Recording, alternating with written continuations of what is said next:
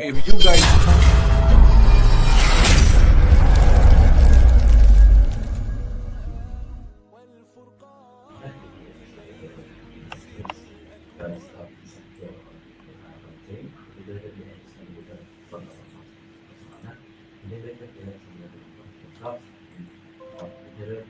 yes, you are the host, so you can run the show now, Fahri and Fadlan.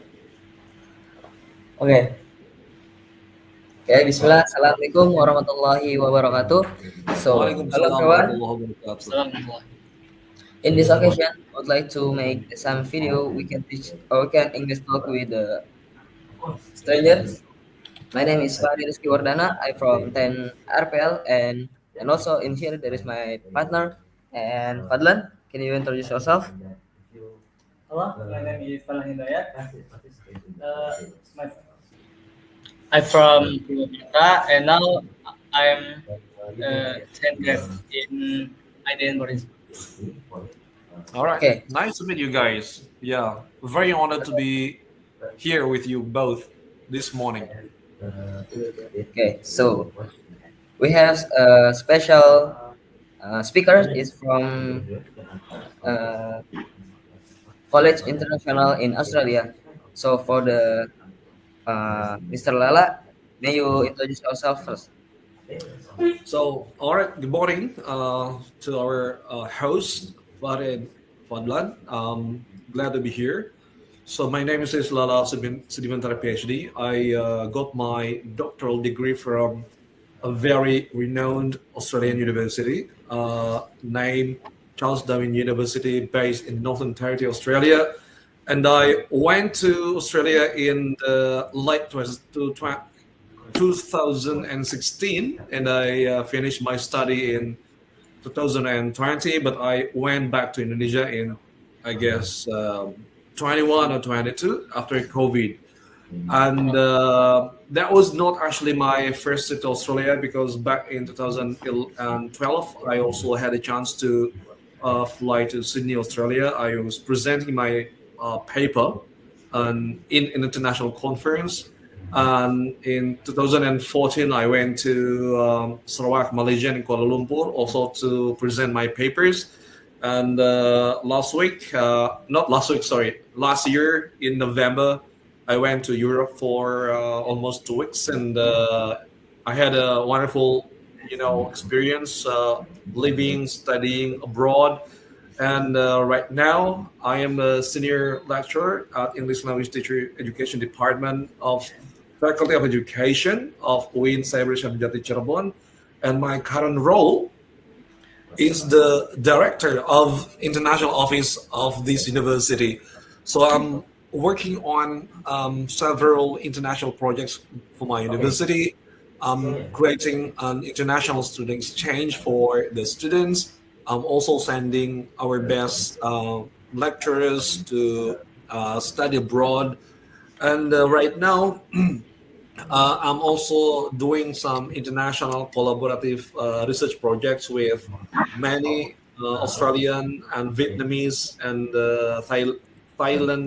Thailand universities. And I will be publishing my first international book this year, hopefully. And I'm still running uh, bi-weekly podcast with my professors in Australia right now. And yes, we are also using StreamYard. So guys, you are using StreamYard, and it's very professional, yeah, compared to other app. So that's just a little introduction of mine, actually. Okay, thank you very much for Mr. Lala. And so in here we have some question. The topic is preparation for study abroad. So, Mbak Fadlan, maybe you can ask something to Mr. Lala. Mm, can you share your experience dealing with culture shock when you first arrived in Australia, maybe? Well, culture shock was not a big deal for me, because I, I was very familiar with Australia since I was a child. I mean, when I was around 8 or 9 years age, age, I had a very rich access to Australian culture. So I read the history of Australia. I read the history of the indigenous people, the Aboriginal people, and I also learned, the map of Australia, and I even had that, picture book of Darwin, Australia, and my father, who was not an English teacher back then, but he gave me a lot of English authentic materials in English. He probably got the books and magazine from the Australian Embassy back in the 90s, actually. So I had very easy access to Australian history. So I read a lot of books. That's number one about Australia. And number two, back then we had no internet, right? So we only had radio at home. And every time I turned on the radio in the morning and also in the evening, I listened to English news from ABC, Australian Broadcasting Corporation. So, I was very familiar with the accent of Australian people because if you look up the differences, Australian speakers tend to speak very fast and they don't actually open up their mouth every time they speak compared to, the American people. And then I think those the reasons why I had no, real cases of the culture shock. And since I'm a Muslim, when I went to Darwin, the very first thing that I was trying to locate is the location of Masjid. And you know what? We actually rented a very big house across Masjid Darwin Mosque. In the first 2 years of our life in Australia, we rented a very big house across the masjid, and then it makes me feel home. So that's the reason why I didn't actually, real problems with the culture shock. The only thing that was shocking to me and my family, because my wife and my daughter also went to Australia with me. The only shocking thing that we had back then, but it's a positive shock actually. In Australia, every Wednesday, there is always, a discount for the price of rice. So 5 kilograms of rice, and well, in normal price, it's about $20. But when there is, discount, we can have half of it. So half price of rice, and that's number one. And number two, there is no difference or differences between Pertalite Pertamax, right? And then I like the smell of the fuel. So every time we went to the station for getting the fuel, we grab the tool, right? We got to fill it the car by ourselves, and the quality of the fuel is, I guess, wood class. It doesn't smell bad at all. It has a nice smell. That's number two. And number three, this one is a bit shocking. Well, regarding the Aboriginal people, one morning I saw that there was one man lying down on the grass right in front of our house in Darwin, and I thought that that man was dead, and he's a black person. I mean, I'm not trying to be racist, but he's a black man lying down on the grass. And then after leaving the house, I took my daughter to school. That man was no longer there. So that man was actually sleeping all night right in front of our house. So there's a grassy area right in front of the house near the main road. And when I talk to a lot of Australians, that's very common. I mean, those indigenous people do not have houses, they don't go to schools, they don't go to works, but they are financed by the Australian government to survive, just to get buy in their daily lives.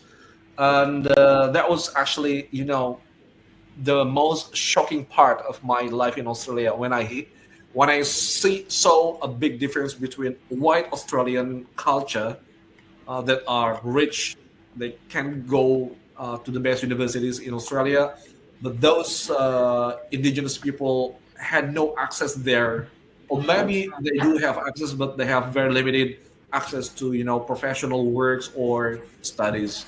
So that's my short story about the thing you mentioned as culture shock, Pak Adlan. Well, thank you, Mister, for the answer. And I guess for the first culture shock about the Wednesday, it's like Friday, Black Friday in American.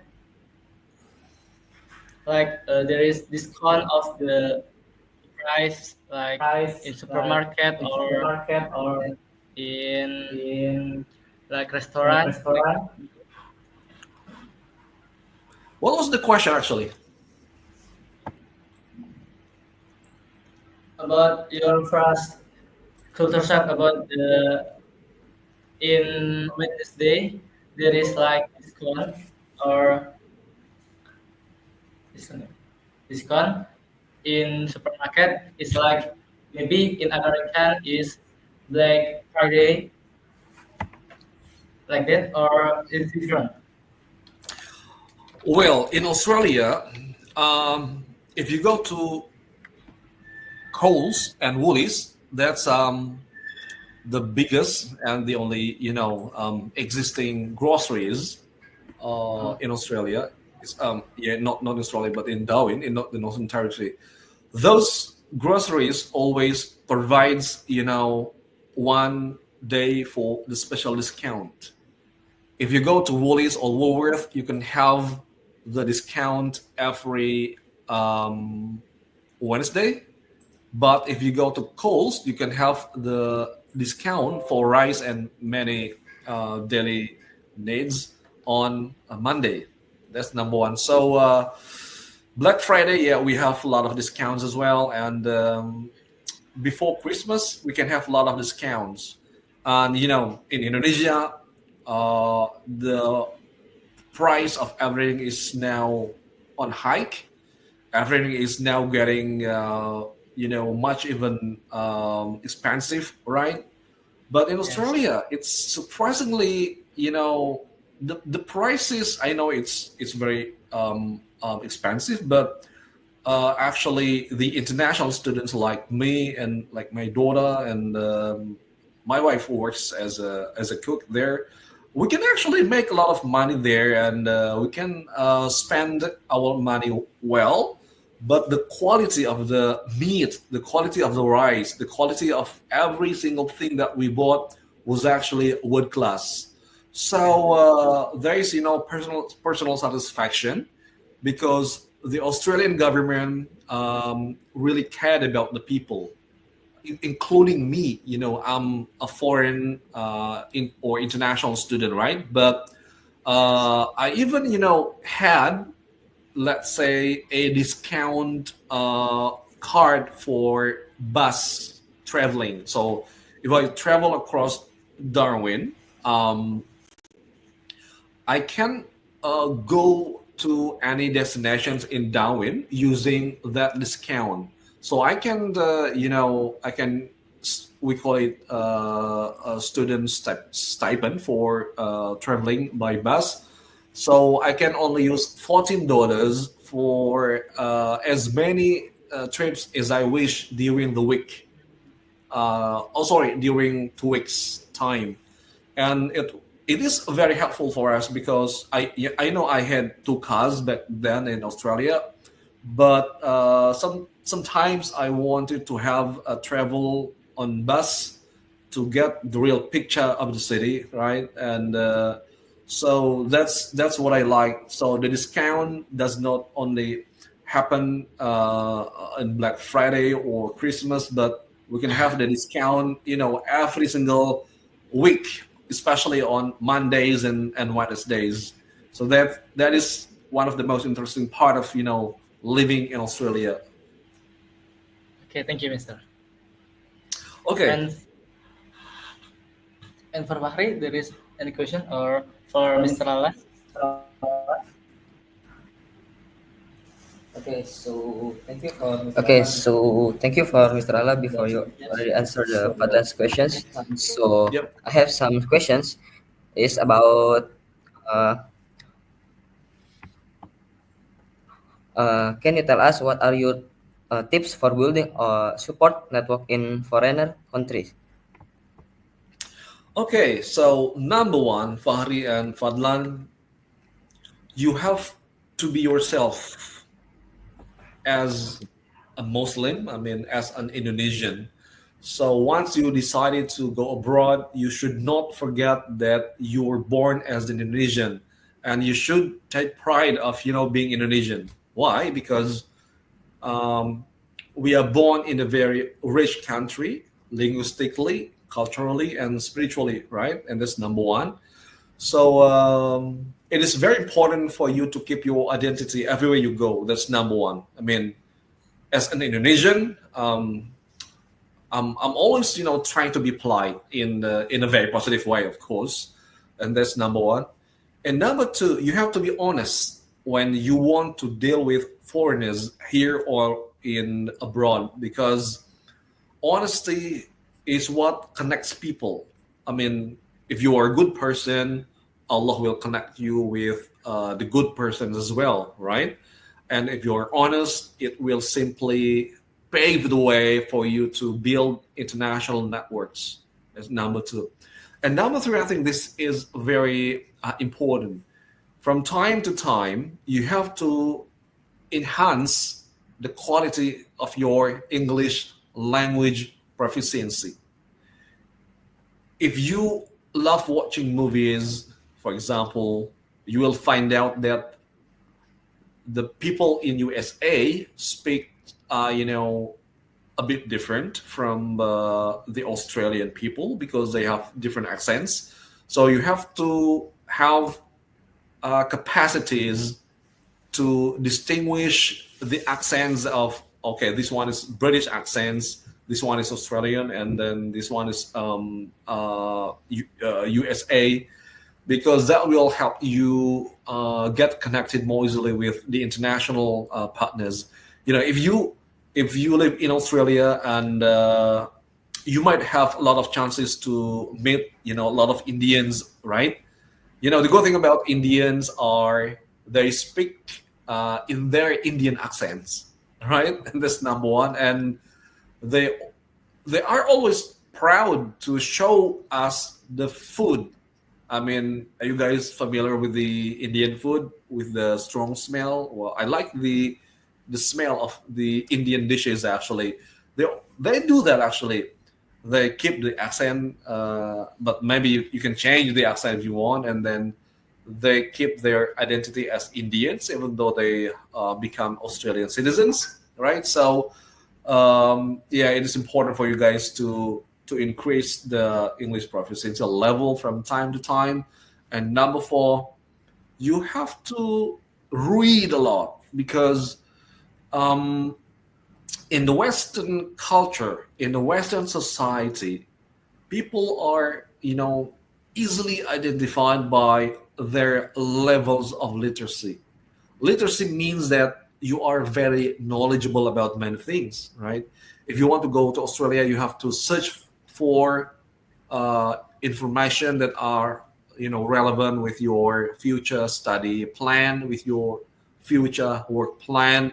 I mean, do you want to take your family with you to Australia, right? So you need to have a different concept of working and studying if you bring your family to Australia. And reading a lot means you also have to discuss a lot with people here in Indonesia, because you need to get the ideas of living abroad. I know that there are not foreigners around us here, but you can access the ABC like me. You can access the Australian culture through books, through movies, through stories. So it will help you increase not only the knowledge but also the proficiency of your English. And number five, it is important for you to link up with other Muslims in Australia. Go find masjid, and go find the imam and check the prayer timetables in the designated countries, let's say in Australia or in other countries.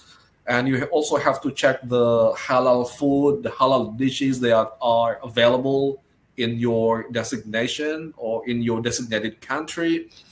And then number six, you have to set a very high personal growth as someone who wants to live or study abroad.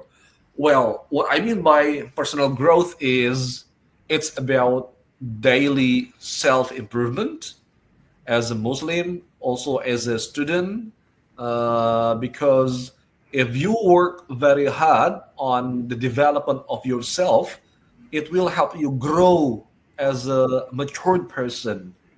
Well, your parents still live in Indonesia, right? I don't know. And you could be the first person in the family going abroad.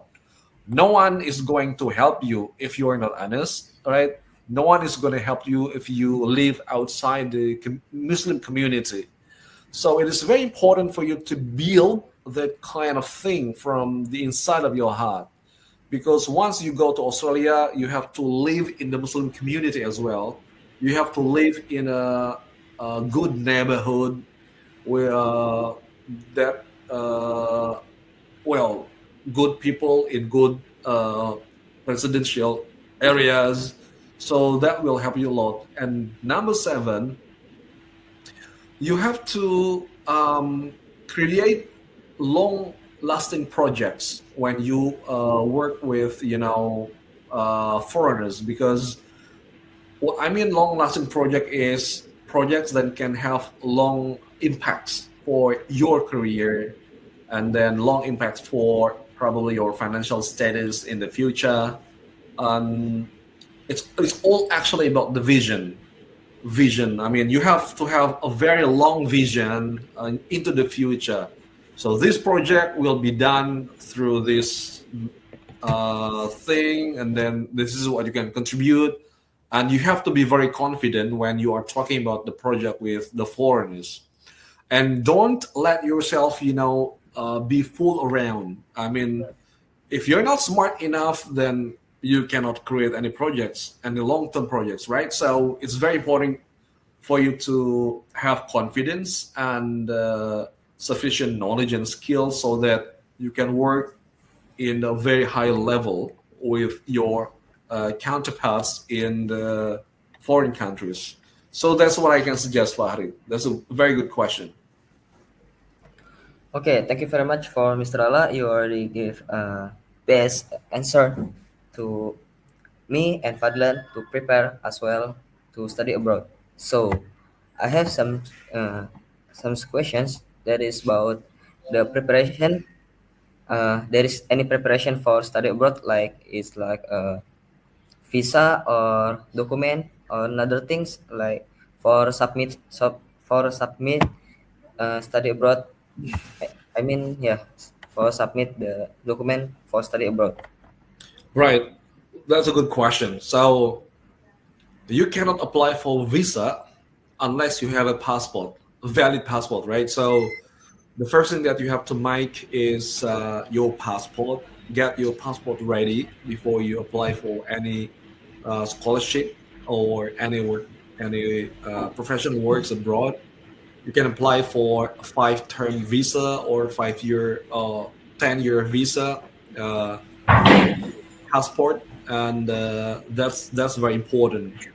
And number two, you have to prepare to have a high score of TOEFL test or IELTS, and that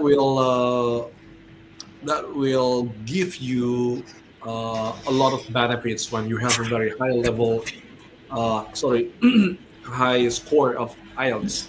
Okay, if you go to Australia, for example, if you want to do the the work, you need to have the score of IELTS, let's say 4.5. If you want to study there, I guess you need to have higher IELTS score, 5 or 5.5. If you want to go to the master's level, the S2 level or S2, you need to have 6.5. And if you want to go PhD like me, then you must have 7.8 or 8.0 TOEFL score, and that's very high. Yeah. So that's number two. And number three, you have to include your scholarship documents as well. If you go study on a scholarship basis, then you have to tell the university abroad committees that you have or you will be funded by this scholarship, and then this is actually the proof that you can have the scholarship for funding your study. And number four, you have to apply for the application. Mostly, if you want to go to Australian universities, it's all about online application. It's free. You don't have to pay any money for the application.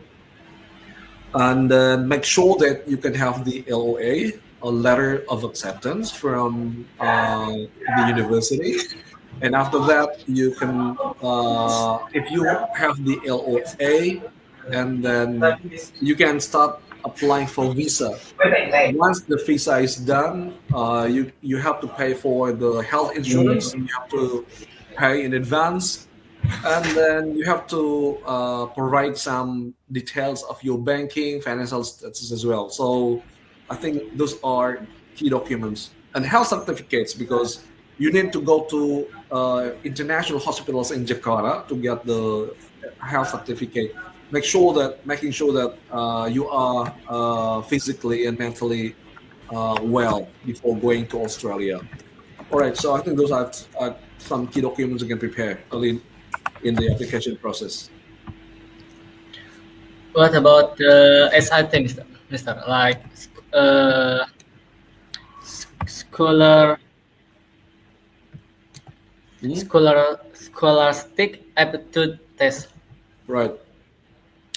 So that's kind of SAT in America, right?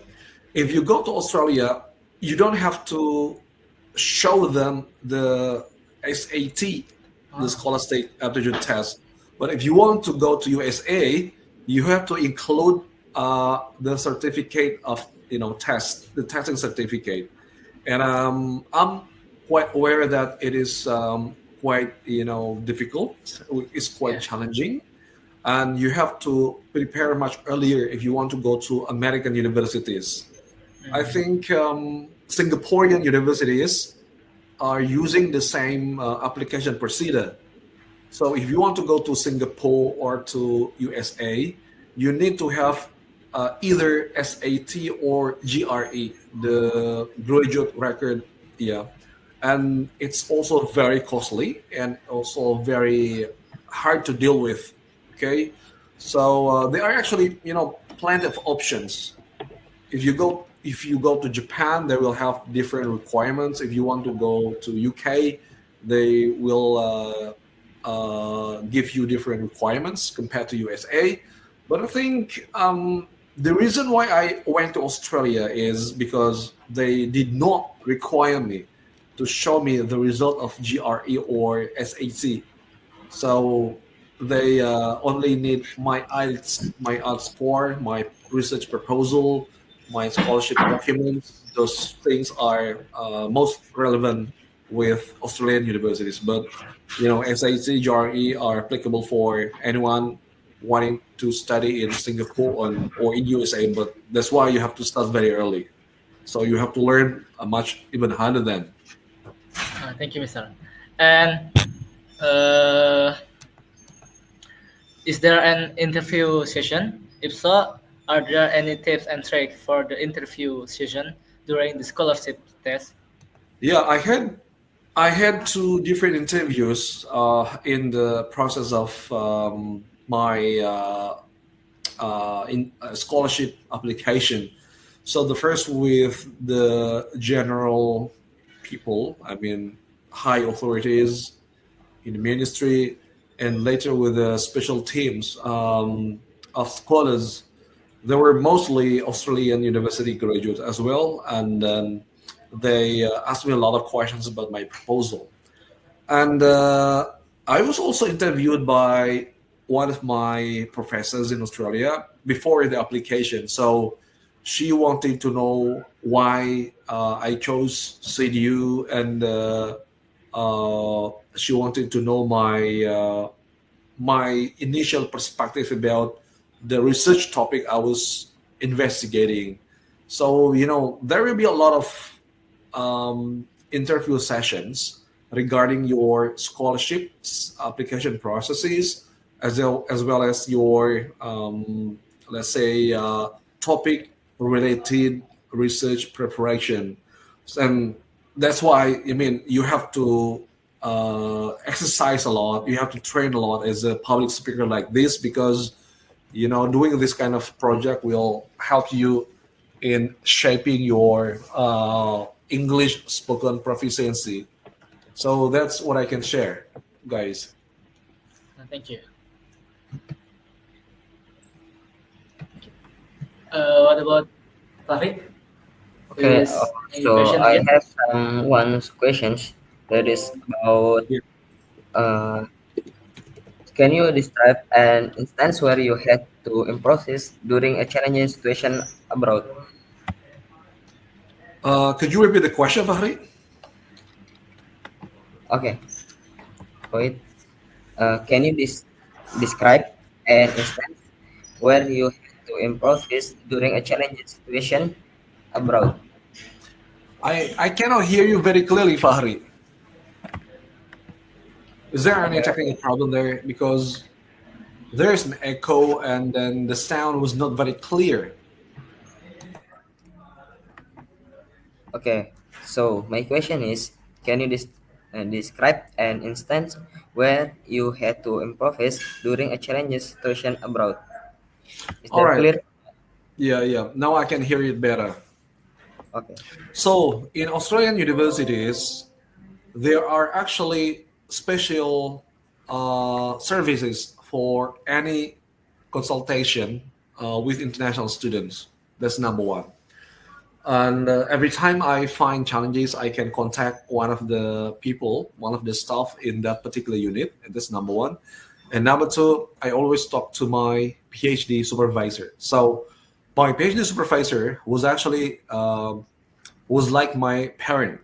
Okay, every time I had a problem with this and that, I always told my supervisor regarding my problem, and then they will normally help me a lot in solving the problem. So there are multi-layered challenges, everyone. When you are studying, especially when you are doing PhD like me in Australia, because you need to deal with a lot of stuff, right? You have to read like 1,000 pages of book or articles every single week, and you have to make weekly reports in the form of writing to your professors, and you have to write a lot of emails to your professors every single day, every single week. So Indonesian people, they mostly communicate through WhatsApp, but in Australia, we communicate through emails a lot. 90% or 100% of my correspondence, my communication is done through email. So it's very important for you guys to have the capacities to write emails better. And then I was trying to be, honest to myself and to my family and to my professors. I've got two world-class professors. Well, I was very lucky to have, in that research team, because the two of them were very helpful in my life during my life in Australia, and since I was also very engaged with my Indonesian Muslim communities. They helped me a lot in solving a lot of problems. Okay, if you go to Australia, the very first challenge that you will meet is your phone number. You need to get the phone number right, but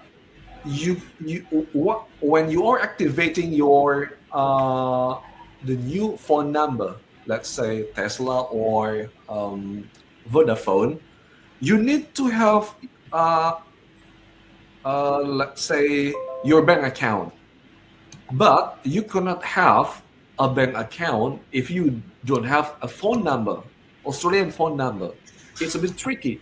It means that you need someone else's help to solve your problem. So you need to go to your Indonesian good friend and ask them to solve your problem.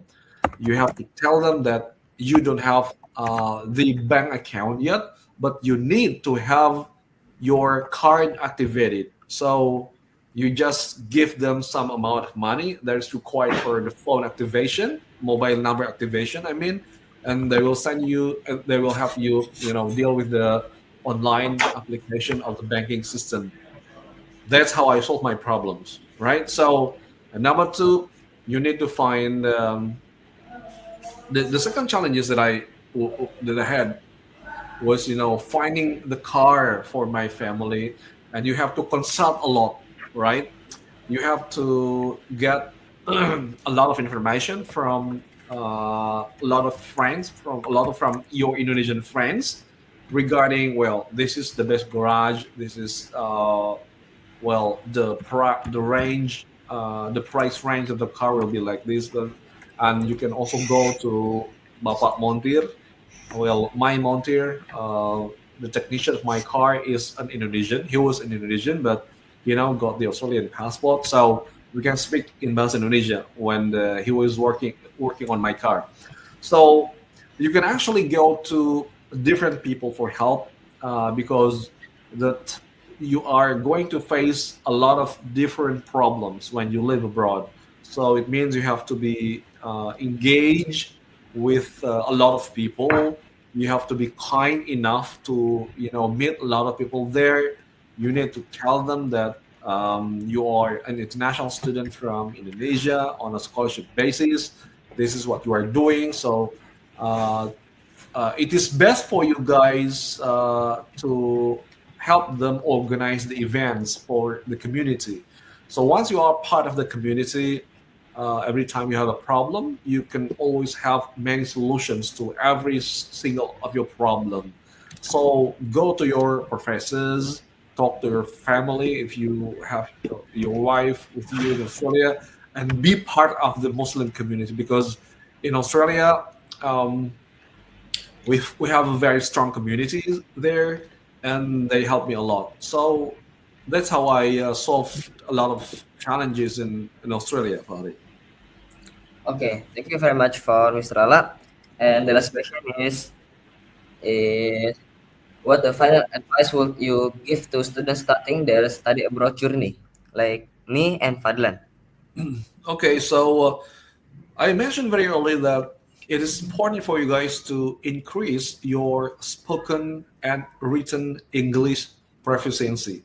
You have to spend hours and hours uh, speaking up in English in front of the mirror. You don't have to record your oral presentation, daily oral presentation in front of the mirror, but in Australia, you have to make a lot of presentations in English, and it's really fun, right? If you go to libraries, you have to talk to people. If you go to the groceries, you have to talk to people. I mean, if you want to join some sporting events, you have to talk to people. So you have to start speaking up and talking in English a lot. You have to read a lot. You have to read the stuff in English a lot, and the writing. You have to improve the quality of your English writing, because writing is much even more difficult, right? Uh, so you have to be familiar in terms of how we actually write emails in English, how we can contact people in English. So those are the skills you can learn at schools. So there are personal preparations, right, that you have to complete. There's also some spiritual preparation before you leave, because you still have to pray 5 times a day, even though you live in Australia, right? You still have to fast, saum during Ramadan, because you're a Muslim. And then we just don't want to hear stories like you stop praying, you stop fasting because you live in Australia. That's really ridiculous, right?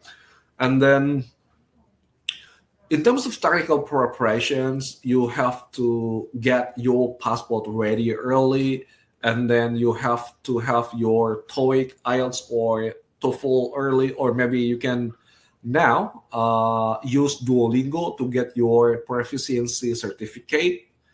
I think Duolingo is way cheaper than the real TOEFL. I don't know. You go check it yourself, but IELTS is way more expensive. So you need to have that international English proficiency certificate as soon as possible. So probably a year or 6 months before you leave or before you apply for the countries you wish to study. And the next thing that you need to prepare is your resilience. Resilience means your attitude when things are getting tough, when things are getting more challenging, right? You should not be the kind of people who are, weary easily when things are hard, because you will simply live on your own. No one is going to help you. No one is going to give you, I don't know, solution for your problem if you don't get engaged with the communities. So literally speaking, you will be on your own, right? And you have to think positively, because there will be, thousand problems when you live abroad, and you have to solve them very quickly. So that's what I mean as resilience. You have to deal with every single problem with a big heart. If you don't have a big heart, then you will fall into a mess. So, yeah, you need to prepare your strong psyche, your psychology, right? You need to have a strong mental set. You have to prepare a very strong skill set, and you must also prepare your intellectual as well as spiritual sets, because that will help you succeed for living and working in a foreign country. So that's my suggestion. Thank you, Mister, for giving this answer and joining us today. I All hope right. you found these tips helpful for me, Bahri, and many many people that see this video. All right. Thank you guys for having me in this webinar. I hope you are inspired and keep the best thing for yourself, because you have to create your brightest future possible. All right. Stay well, everyone. Have a nice weekend. Is it weekend already? I don't know. It's still Thursday, but weekend starts tomorrow evening. Thank you for having Okay, me. thank you for Mr. Rama. All right. Maybe I have some mistake. So we close this agenda by reciting basmalah together. Alhamdulillah. By reciting Kafaratul Majelis. All right. Thank you. All right. See you then. Okay, see you, Mr.